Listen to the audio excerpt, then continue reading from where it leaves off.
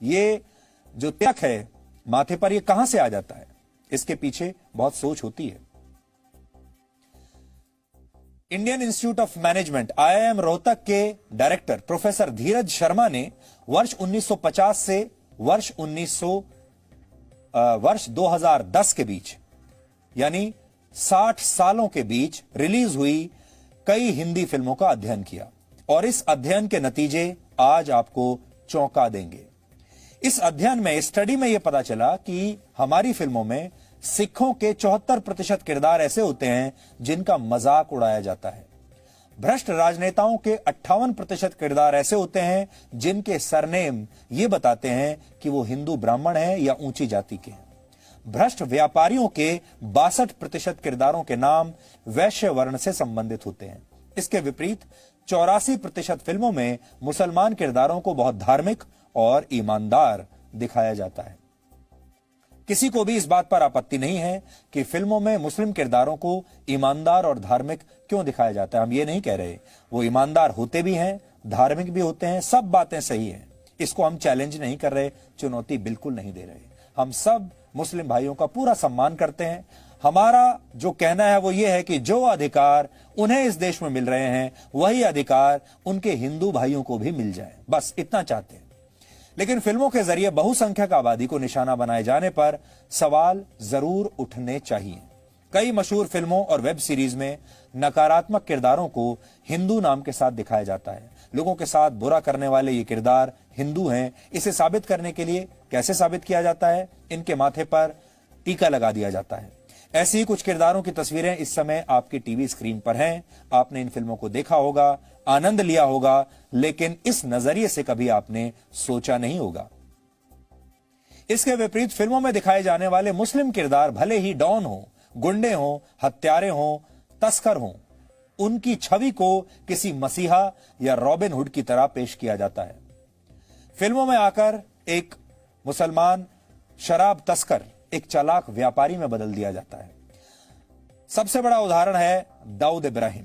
दाऊद इब्राहिम जैसे underworld don की बहन रॉबिन हुड यानी गरीबों की मसीहा बन जाती है। दाऊद इब्राहिम को भी एक डॉन की तरह दिखाया जाता है, पूरे ग्लैमर के साथ दिखाया जाता है। एक गुंडा लोगों की मदद करने वाले व्यक्ति में अचानक से बदल जाता है। आपको ऐसे एक नहीं अनेक उदाहरण अगर आप चाहें तो मिल जाएंगे हमारी फिल्मों में।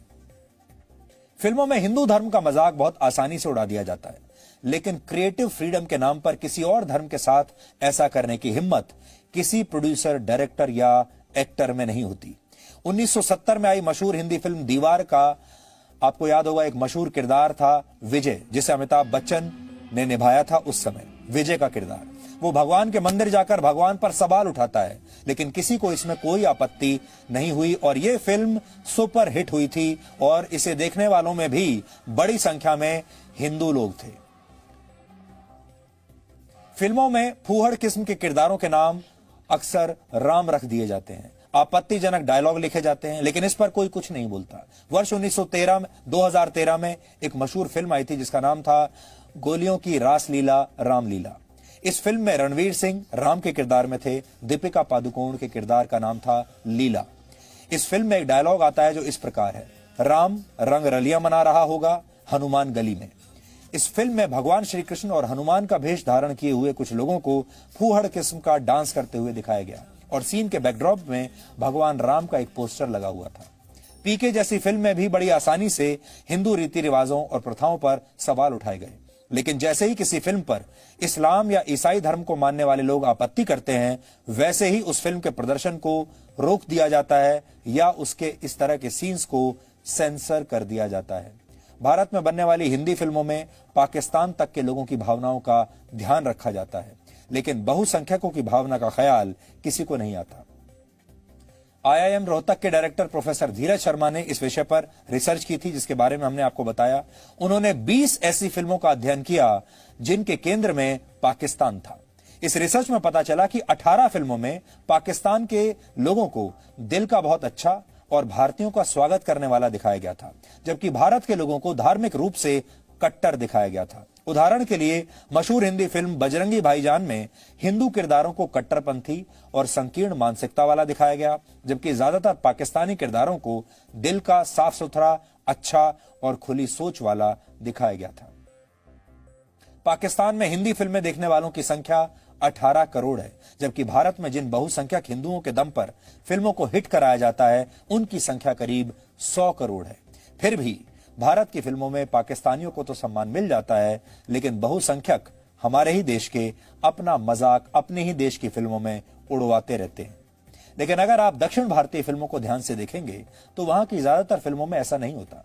दक्षिण भारत की फिल्मों में मंदिर भी दिखाए जाते हैं और नायक को गर्व के साथ हिंदू के रूप में दिखाया जाता है। इसका सबसे बड़ा उदाहरण मशहूर फिल्म बाहुबली है, जिसका मुख्य नायक न सिर्फ हिंदू है बल्कि भगवान शिव का एक बहुत बड़ा भक्त भी है।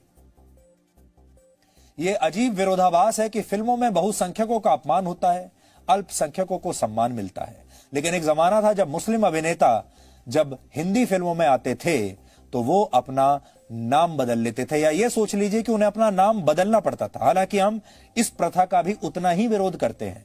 उन्हें अपना नाम बदलने की क्या आवश्यकता है? उन्हें अपना नाम बिल्कुल नहीं बदलना चाहिए था। लेकिन जब मैं आपको उदाहरण दूंगा तो आप चौंक जाएंगे। उदाहरण के लिए मोहम्मद यूसुफ खान दिलीप कुमार बन गए, मशहूर एक्टर दिलीप कुमार। मुमताज जहान दहलवी मधुबाला बन गई, मशहूर अदाकारा मधुबाला। मेजबीन बानो मीना कुमारी बन गई और हामिद अली खान अजीत बन गए। आज हमारा सवाल है, क्यों?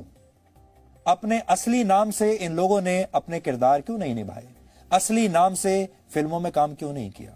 हो सकता है उस समय इन्हें यह लगता होगा कि ये भारत में आ गए पाकिस्तान छोड़कर, भारत में हिंदुओं की संख्या ज्यादा है और हिंदू इनके धर्म के कारण, इनके नाम के कारण शायद इन्हें स्वीकार नहीं करेंगे और इसलिए इन्होंने अपना नाम बदलकर हिंदू नाम रख लिए। लेकिन इनसे आप ये समझ गए होंगे कि फिल्मों और विज्ञापनों के लिए हिंदू सिर्फ एक उपभोक्ता है, कस्टमर है। ऐसा उपभोक्ता जिसकी भावनाओं को ठेस पहुंचाने में कोई एक पल की भी देर नहीं लगाता। अगर आप जमानों में फर्क करें तो आप सोचिए, जब दिलीप कुमार साहब भारत में अपना एक्टिंग का करियर शुरू कर रहे थे तो उन्हें अपना नाम बदलना पड़ा, यूसुफ खान से दिलीप कुमार बनना पड़ा। लेकिन आज के दौर में शाहरुख खान को ऐसा नहीं करना पड़ा, आमिर खान को ऐसा कुछ नहीं करना